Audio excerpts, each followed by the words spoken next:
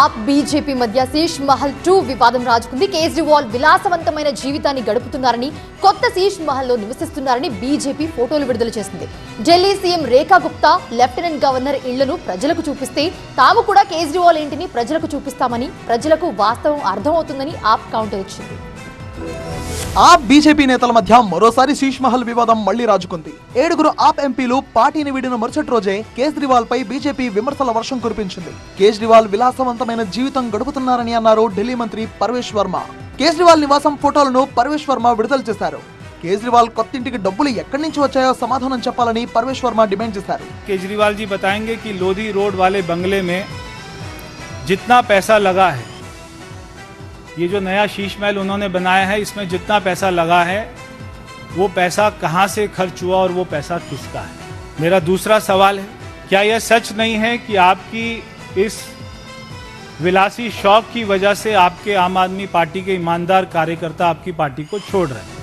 2 कमरे के फ्लैट का वादा करने वाले को इतने आलीशान शीश महल की बनाने की क्यों जरूरत बार बार पड़ रही है?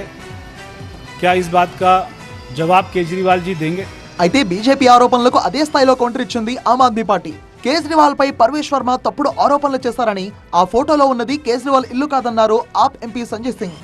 परवेश वर्मा के द्वारा जारी की गई सारी फोटो पूरी तरीके से फर्जी है, झूठी है, बेबुनियाद है। एलजी साहब का घर जनता के लिए खोलिए, रेखा गुप्ता जी का जो मुख्यमंत्री है उनका घर जनता के लिए खोलिए, परवेश वर्मा जी जो मंत्री हैं दिल्ली सरकार के उनका घर जनता के लिए खोलिए, और अरविंद केजरीवाल जी का भी घर जनता के लिए खोलिए। जनता खुद से जाए और देखे, फैसला करे किसका घर कितना आलीशान बना हुआ है। పంజాబ్ జలంధర్ లో ఎంపీ మాజీ క్రికెటర్ హర్భజన్ సింగ్ ఇంటిని ఆప్ కార్యకర్తలు ముట్టడించారు. బీజేపీలో హర్భజన్ చేరడాన్ని వ్యతిరేకిస్తూ ఆందోళన చేపట్టారు. హర్భజన్ ఇంటిపై ద్రోహి అంటూ రాతలు రాశారు.